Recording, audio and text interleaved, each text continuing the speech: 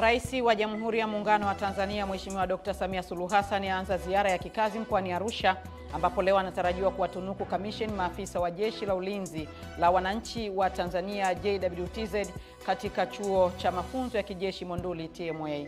Na katika michezo, klabu ya Yanga leo inashuka dimbani kwenye uwanja wa New Amani Complex Zanzibar kucheza mechi ya hatua ya makundi ya mashindano ya klabu bingwa barani Afrika dhidi ya AS FAR Rabat kutoka Morocco.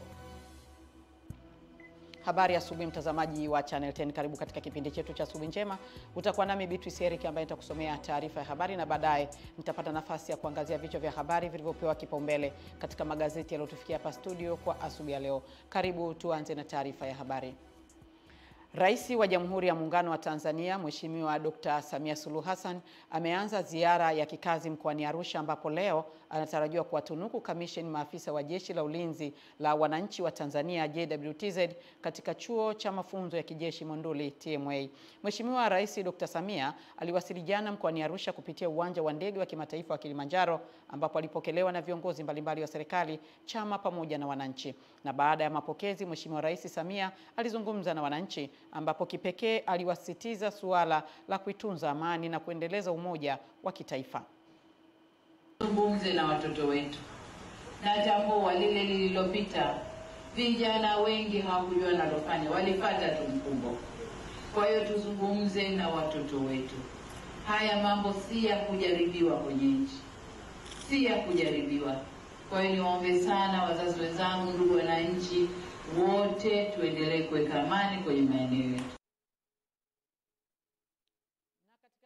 Rais wa Jamhuri ya Muungano wa Tanzania Mheshimiwa Dr. Samia Suluhu Hassan amefanya uteuzi wa mshauri wa rais katika masuala ya diplomasia. Kwa mujibu wa taarifa iliyotolewa na Katibu Mkuu Kiongozi Balozi Dr. Moses Kusiluka, Mheshimiwa Rais Dr. Samia amemteua Balozi Lazaro Samuel Nyalandu kuwa mshauri wa rais wa masuala ya diplomasia.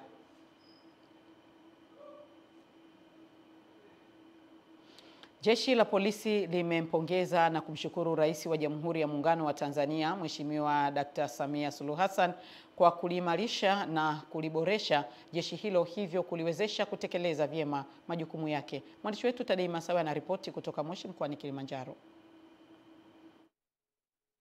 Mkuu wa Jeshi la Polisi IGP Camillus Wambura ametoa pongezi hizo wakati akifunga mafunzo ya awali ya polisi kozi namba 1 2024-2025 yaliyofanyika kwenye shule ya polisi iliyopo Moshi mkoani Kilimanjaro. Vile napenda kutumia nafasi hii kumshukuru kwa dhati Mheshimiwa Daktari Samia Suluhu Hassan, Rais wa Jamhuri ya Muungano wa Tanzania na Amiri Jeshi Mkuu, kwa kuendelea kuiwezesha jeshi letu la polisi katika nyanja mbalimbali za maboresho, ikiwemo ajira kwa askari wapya, vifaa na vitendea kazi vya kisasa, miundombinu ya mafunzo, sare, makazi na maslahi mengine ya askari. Nakiri kwamba changamoto nyingi tulizokuwa nazo hapo awali ndani ya jeshi letu zimetatuliwa kwa mafanikio makubwa. Mapema akisoma taarifa kwa mgeni rasmi, Mkuu wa Shule ya Polisi Tanzania Kamishna Msaidizi Mwandamizi wa Jeshi la Polisi SACP Ramadhani Mungi akaelezea juu ya mafunzo waliyopata wahitimu hao wapatao 4782 kwa nadharia na vitendo, ikiwemo sheria za makosa mbalimbali. Fundisha sheria zote wanazotakiwa kuzifuata wanapotekeleza majukumu yao ambazo zitawasimamia wao watendaji katika utendaji wa kazi zao. Katika eneo la wajuzi tumewafundisha jinsi ya kutekeleza majukumu yao kwa vitendo, jinsi ya kujilinda wao wenyewe na kuwalinda wengine, jinsi ya kutumia vizuri zana na vifaa vyote vya kutendea kazi zao.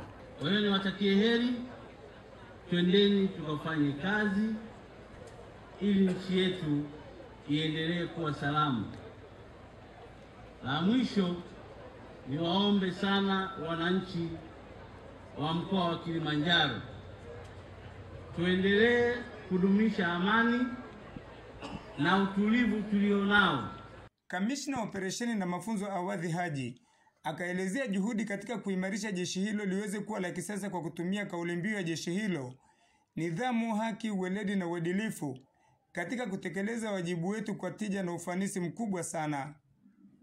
Ni matumaini yetu kuwa wahitimu hawa watakwenda kufanya kazi kwa weledi, uzalendo, uadilifu na uaminifu, lakini pia kuheshimu mamlaka halali na kuwa na utayari wa kukabiliana na changamoto za kiusalama katika mazingira yanayobadilika kila siku, ikiwa ni pamoja na kutoa huduma bora kwenye vituo ama maeneo yao ya kazi utakaowapangia. Nikiripoti kutoka Moshi mkoani Kilimanjaro, Tadei Masawe wa Channel 10. Katika kuendelea kukabiliana na magonjwa yasiyoambukiza ambayo yanatajwa kuwa bado ni changamoto kubwa hapa nchini, jamii imeaswa kujenga utamaduni wa kupima afya mara kwa mara ili kujua hali ya afya mapema, ambapo kwa mujibu wa utafiti uliofanywa na Shirika la Afya Duniani WHO mwaka 2023, takwimu zinaonyesha kuwa asilimia 35 ya watu hapa nchini wana magonjwa yasiyoambukiza, hasa shinikizo la juu la damu, huku ongezeko la wagonjwa wa kisukari ni asilimia 9.8. Mwanahabari wetu Pendo Sarwa anaarifu zaidi. Magonjwa yasiyoambukiza ikiwemo shinikizo la juu la damu, kisukari na magonjwa ya mfumo wa hewa bado yameendelea kuwa changamoto kubwa katika jamii yetu, yakigharimu maisha ya watu. Chuo Kikuu Huria cha Tanzania kwa kushirikiana na wataalamu wa afya wamekuja na mkakati wa kutoa huduma ya kupima afya bure. Lengo ni kuwafikia wanachuo, watumishi na jumuiya inayozunguka vituo vyote nchini, kama anavyobainisha Dr. Wambuka Rangi, mratibu kitengo cha VVU na ukimwi na magonjwa sugu yasiyoambukizwa kutoka Chuo Kikuu Huria cha Tanzania. Tatizo zima la magonjwa sugu yasiyoambukiza linaongezeka kwa kasi kubwa sana duniani pamoja na Tanzania kwa ujumla. Na magonjwa haya hasa ni kwa sababu yanatokana na mfumo mzima wa maisha. Lengo makuu ya kufanya hii tunaita medical camp ni kwa ajili ya raise awareness na kufanya uhamasishaji wa watu kwa ajili ya malengo ya kujua afya zao mapema, lakini pia kwa ajili ya kuchukua hatua pale anapogundulika ana magonjwa hayo au viashiria. Dr. Gregory Mkalawa ni daktari kutoka idara ya magonjwa ya ndani hospitali ya rufaa ya mkoa wa Tabora Kitete. Anaeleza hali ilivyo huku akitoa rai kwa wananchi. Kwa ni matatizo ambayo yanaathiri jamii kubwa ya Tanzania pamoja na kidunia kwa ujumla. Wito wangu kwa jamii ni vyema tukafanya uchunguzi mapema kabla tujapata hizi changamoto, kwa sababu ukishaanza kupata changamoto utapata zile complication au madhara ambayo muda mwingine anaweza kukupelekea ulemavu au vifo. Baadhi ya wahadhiri na wanachuo waliojitokeza kupata huduma ya kupima afya wamepongeza hatua hiyo. Matamanio yao ni kuona zoezi hili linakuwa endelevu. Kwa hiyo ni zoezi muhimu na ningependa zaidi ya, kwa sababu tunapima afya kwenye magonjwa yasiyoambukiza, lakini magonjwa matatu tu, lakini magonjwa yasiyoambukiza ni mengi. Tunatamani wakati ujao tupime kansa au saratani, lakini pia tupime magonjwa ya moyo, figo. Wasiishie hapa, waendelee kutoa hili zoezi kila mwaka, kila baada ya miezi kadhaa, ili kuwajengea watu uelewa kadri ya siku na siku. Kutoka Tabora, Pendo Salu, Channel 10. Asante Pendo Salu kwa taarifa hiyo. Sekta ya mifugo nchini inaendelea kuwa mhimili muhimu wa uchumi na ajira kwa maelfu ya Watanzania, hali inayodhihirishwa na mafanikio ya wafugaji wengi walioweza kuinua kipato chao kupitia uzalishaji bora na mbinu za kisasa za ufugaji, kama ambavyo Winston Nko, mfugaji kutoka kijiji cha Makota, kata ya Masaka, wilaya Iringa, anasema amefanikiwa kuwa na ng'ombe 80 katika kipindi kifupi cha miaka 8 ya ufugaji wake. Nko, ambaye alianza kufuga akiwa na ng'ombe 5, amesema mazingira bora ya ufugaji yaliyowekwa na serikali ya awamu ya 6 yamemwezesha kuimarisha uzalishaji na kuongeza tija. Clement Sanga anaarifu zaidi. Ni zaidi ya kilomita 40 kutoka mjini Iringa kufika kijijini hapo. Kwa sasa shamba lake linazalisha hadi lita 100 za maziwa kwa siku, kiasi kinachomwezesha kupata kipato cha uhakika na kuendeleza familia yake pamoja na kuajiri vijana wengine katika eneo hilo. Kwa siku tunapata lita 100, na sasa hivi sisi tuna changamoto ya malisho. Kwa hiyo sasa hivi tunapata maziwa lita 100, lakini mvua zikinyesha, malisho yakiongezeka, maziwa huwa yanaongezeka. Anabainisha kuwa mafanikio hayo yamechangiwa kwa kiasi kikubwa na maboresho yanayoendelea kutekelezwa na serikali ya awamu ya 6 katika sekta ya mifugo, ikiwemo upatikanaji wa huduma za ugavi, elimu ya ufugaji wa kisasa na maboresho ya masoko ya mazao ya mifugo. Lakini ukweli ni kwamba tunaishukuru serikali kwa sababu serikali imetusaidia. Wamekuwa wakituma madaktari mara kwa mara kututembelea na juzi tu kama wiki chache zilizopita walikuja hapa wakatufanyia chanjo ya ugonjwa wa mapafu. Wakatufanyia chanjo, wakatupa ofa, wakatuchanjia kila ng'ombe shilingi 500. Serikali wilayani Iringa inasema imeweka mikakati thabiti kukabiliana na magonjwa ya mifugo kama vile homa ya mapafu kwa ng'ombe. Sisi kwenye halmashauri yetu tumekuwa tunaathiriwa sana na huu ugonjwa wa homa ya mapafu ya ng'ombe. Kwa hivyo kupitia chanjo hiyo tunategemea kabisa kwamba mwaka huu hatutapata vifo ambavyo vitakavyosababishwa na huu ugonjwa wa homa ya mapafu ya ng'ombe. Je, sekta ya mifugo ina manufaa yoyote kwa wananchi katika eneo hilo? Sekta ya mifugo imekuwa na faida kwa wafugaji kwa sababu wanapata vipato tofauti tofauti kutokana na mifugo. Uchanjaji wa mifugo kuzuia magonjwa ni mpango wa serikali wa miaka 5 ambao umeanza kufanyika mwaka huu, utaenda mpaka 2029. Na ng'ombe wote wa wafugaji wote watachanjwa dhidi ya ugonjwa homa ya mapafu. Wataalamu wa kituo cha uchunguzi maradhi ya mifugo nyanda za juu kusini wanaendelea na zoezi kabambe la chanjo na utambuzi wa mifugo mkoani Iringa. Clement Sanga, Channel 10, Iringa. Asante Clement Sanga kwa taarifa hiyo. Ili kupunguza wimbi la vijana tegemezi mitaani kwa kukosa ajira, wazazi nchini wametakiwa kuondoa kasumba ya kudharau kupeleka watoto na vijana wao kwenye vyuo vya ufundi stadi VETA ili kupata ujuzi wa fani mbalimbali zitakazowafanya kujiajiri na kusaidia kupunguza wimbi hilo na wanaolalamika juu ya ukosefu wa ajira. Elia Kimani anaripoti kutoka Manyara. Kwa sasa hapa nchini kunatajwa kuwa na jumla ya vyuo hivyo 80. Ikiwa mpango wa serikali ni kuhakikisha kuwa na vyuo vya ufundi stadi VETA kwa wilaya zote na kuhakikisha vijana wengi wanapata elimu ya ufundi kwa msingi wa kuongeza ajira kwa njia ya kujiajiri. Serikali inatoa fedha nyingi kuhakikisha kwamba vijana wanatoka katika lindi la ukosefu wa ajira na ukosefu wa stadi, wanaweza kuwezeshwa kupata stadi ambazo zinaweza zikawawezesha kimaisha. Tafadhali wazazi, usikae na kijana. Elimu ya mafunzo ya ufundi stadi inatolewa katika vyuo kwa sasa 80 Tanzania nzima. Hakuna kitu utachokiwaza VETA ikikosa. Elimu ambayo inaenda kufanya kazi moja kwa moja kwenye jamii. Hatutegemei seremala atuambia tuna kazi. Hatutegemei fundi wa welding nasema hakuna kazi. Hatutegemei washi umeme, secretary, laboratory assistant, auto mechanics atuambie hana kazi.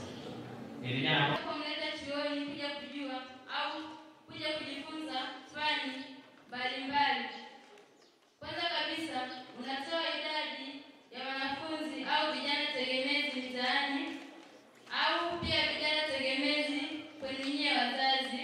Haya ni mahafali ya 11 katika chuo hiki cha VETA mkoa wa Manyara, ambapo akizungumza mbele ya wahitimu hawa kama mgeni rasmi, meneja wa NSSF mkoani hapa Alexander Joseph amewataka wahitimu kuzingatia nidhamu na uthubutu wa wapo mitani ili kujiongezea wigo mpana wa ajira kupitia fani walizosoma. Tujitahidi sana tuwe na nidhamu katika kazi zetu. Tutajenga jina letu na jina litakuwa. Kingine ambacho naomba kitatusaidia tuwe na ubunifu. Ubunifu ni muhimu katika dunia yetu. Ubunifu utakutofautisha wewe na mwingine. Wote tunatoka na skills. Sawa. Hiyo skill itumie katika kufanya kitu, ukatoa product ambayo itakutofautisha na mwingine. Lakini usubutu.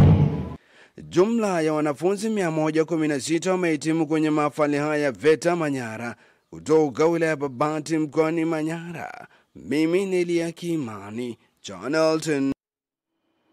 Mbunge wa jimbo la Kibaha Vijijini Hamoud Juma amesema wananchi wana jukumu la kulinda amani yao na kuachana na maneno ya kwenye mitandao ambayo yanavuruga mipango ya maendeleo. Margaret Marisa ana undani wa taarifa hii. Zungumza na wananchi pamoja na wana CCM katika jimbo la Kibaha Vijijini katika sherehe za kumkaribisha mara baada ya kuapishwa bungeni. Mbunge huyo Mheshimiwa Hamoud Abu Juma alisisitiza suala zima la amani. Amani hatuwezi kuishi. Lakini nimejifunza kwa muda mfupi machafuko yatokea. Tutunze amani yetu, athari zake kubwa. Kwa muda mfupi mmeona hali ya amani ilivyoleta athari kubwa. Katika hatua nyingine, Mheshimiwa Abu Juma akampongeza Rais Samia Suluhu Hassan kwa hotuba yake aliyoitoa wakati akifungua bunge la 13. Pongeza Daktari Samia Suluhu Hassan moja kwa hotuba nzuri ya bunge. Hotuba ile ambayo imeleta amani ya nchi yetu, imeleta matumaini makubwa. Viongozi wa Chama cha Mapinduzi wilaya ya Kibaha Vijijini pamoja na wananchi na wanachama walikuwa na haya kusema. Baada ya hapo, Mheshimiwa Hamoud Juma amewahimiza wananchi kwamba tusiogope. Tusiogope kwa maana nchi yetu imejipanga, amani itaendelea kuwepo. Lakini tuje kumpokea na sisi ajue kama wananchi wake tunampenda. Lakini kikubwa zaidi Mheshimiwa amejielezea alichotoka nacho, masamia ahadi zake, na yote akatuahidi atakuwa na maneno machache ila kazi itakuwa kubwa. Sherehe hizo za kumpokea mbunge huyo zilihudhuriwa na wananchi, wana CCM pamoja na viongozi mbalimbali kiwemo madiwani na viongozi wa CCM. Margaret Malisa, Channel 10. Asante Margaret kwa taarifa hiyo. Maafisa usafirishaji maarufu kama bodaboda na wafanya biashara wadogo maarufu kama machinga kutoka Ilala wametangaza rasmi kutofanya biashara Disemba 9 mwaka huu kufuatia kuwepo kwa uvumi wa maandamano unaosambaa kupitia mitandao ya kijamii. Tupate taarifa kamili. Akizungumza kwenye kongamano la maafisa usafirishaji na machinga wa Ilala lenye lengo la kuunga mkono hotuba ya Rais wa Jamhuri ya Muungano wa Tanzania, Mheshimiwa Dr. Samia Suluhu Hassan aliyoitoa bungeni hivi karibuni, mwenyekiti wa machinga mkoa wa Dar es Salaam na Moto Yusuf amesema kutokana na yale yaliyotokea Oktoba 29 hawatafungua biashara zao na badala yake watabaki nyumbani ili kujiepusha na baadhi ya watu ambao hutumia maandamano kuharibu biashara zao. Tarehe 9 hatutofungua biashara zetu. Hatutofungua kwa sababu tunazo taarifa kwamba wanataka kujaribu kutumia maeneo yetu ya biashara na makundi yetu ili waseme machinga walikuwa wanaandamana. Machinga ndio wamechoma Kariakoo. Tunakuhakikishia tunakwenda kuzungumza na wenzetu na kupitia kusanyiko hili niseme siku ya tarehe 9 hatutofungua biashara zetu, tutabaki majumbani ili yule ambaye atakuja Kariakoo au kwenye soko nyingine kwa kisingizio cha machinga aende akutane na mkono wa dola. Makamu mwenyekiti wa machinga nchini na mwenyekiti wa machinga Kariakoo, Steven Lusinde, amesema hotuba ya rais ilikuwa ni ya matumaini makubwa kwa wananchi, hususan mabadiliko ya katiba mpya, kilichokuwa kilio kikubwa kwa wanasiasa. Alizungumza, alisema anaenda kuunda wizara maalumu ya vijana. Na mimi nataka nikuambie Mheshimiwa DC, vijana wenyewe ndio hawa. Lakini Mheshimiwa Rais alizungumzia mabadiliko ya katiba. Na ninaamini wanasiasa ndiyo kilio chao kikubwa. Kwa hiyo ninaamini kwa hotuba ile kwenda kufanya mabadiliko ya katiba, ninaamini tarehe 9 maandamano hakuna, hizi ni tetesi. Na hata tarehe 9 nitawaomba maafisa usafirishaji wote ndani ya mkoa wa Dar es Salaam tubaki majumbani kwetu.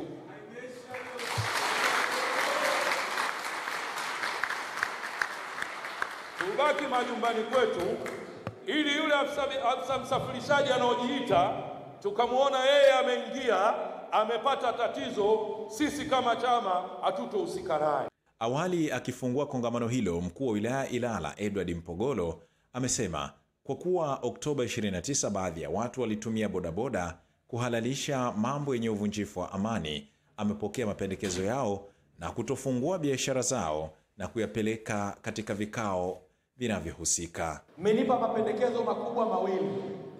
La kwanza, mmesema kwa sababu tarehe 29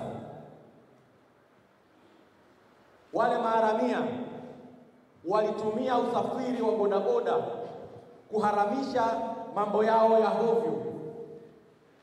Kwa kauli moja mmeisema hapa kwamba mnaomba siku hiyo ninyi maafisa usafirishaji msifanye shughuli kwa ajili ya amani ya Tanzania yetu. Kutoka jijini Dar es Salaam, Juma Mohamedi, Channel 10. Asante Juma Mohamedi kwa taarifa hiyo, na sasa tuangazie habari za michezo na burudani.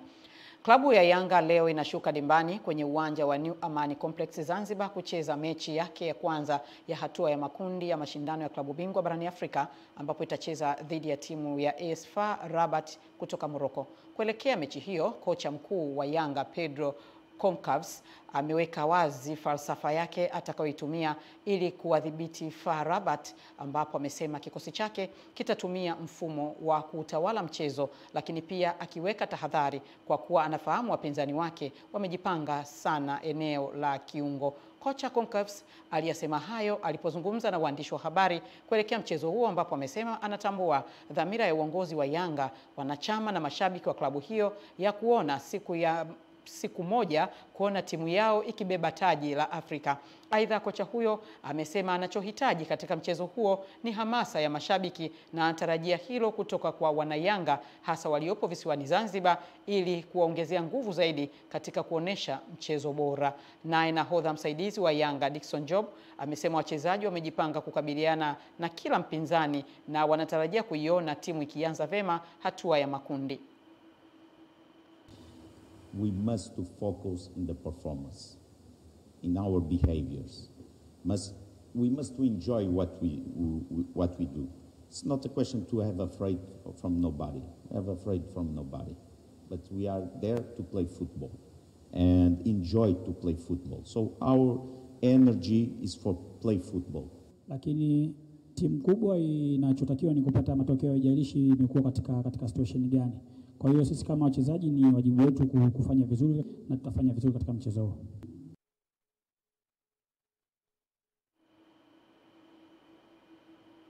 Naam, tumehitimisha taarifa yetu ya habari kwa asubuhi ya leo. Tupate mapumziko mafupi kisha tutarejea kuendelea na kipindi chetu cha Asubuhi Njema. Mimi ni Beatrice Eric. Tafadhali baki nasi.